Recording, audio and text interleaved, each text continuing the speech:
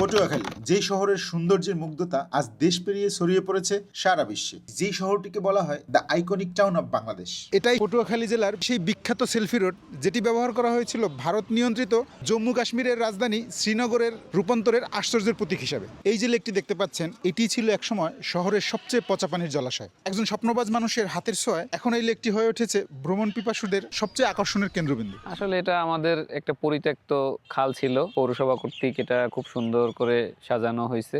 পটুয়াখালী জেলার মূল আকর্ষণ হলো সিঙ্গাপুরের আদলে তৈরি 4 লেনের এই নান্দনিক সড়কটি, যেটি সাজানো হয়েছে লাল নীল মনোমুগ্ধকর রঙিন বাতি দিয়ে।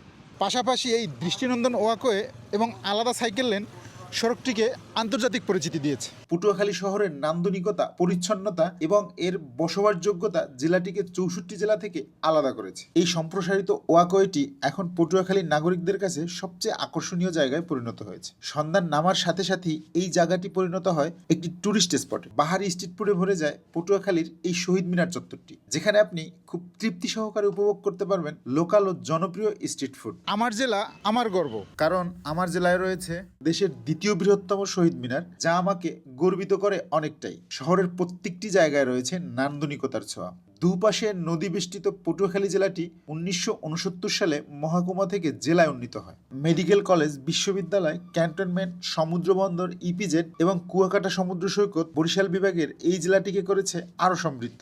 26 বর্গ কিলোমিটার আয়তনের এই শহরটিতে রয়েছে এমন কিছু ঐতিহ্যবাহী শিক্ষা প্রতিষ্ঠান যা পটুয়াখালীর ইতিহাসকে করেছে আরও সমৃদ্ধ। গেল 1.5 দশকে ঢেলে সাজানো হয়েছে একসময়ের অবহেলিত এই জনপদটিকে। সিঙ্গাপুরের আদলে তৈরি পটুয়াখালী শহরটি আজ দৃষ্টি কেড়েছে বিশ্ব মিডিয়ায়। সবুজায়ন ও বনায়ন করার জন্য রোপণ করা হয়েছে নানান প্রজাতির গাছ, নির্মল বিশুদ্ধ বাতাস আর সবুজে ঢেকে আছে পুরো শহর। এমন সুন্দর একটি ব্রিজ আপনাকে স্বাগত জানাবে পটুয়াখালী শহরে। সবাই আমন্ত্রিত।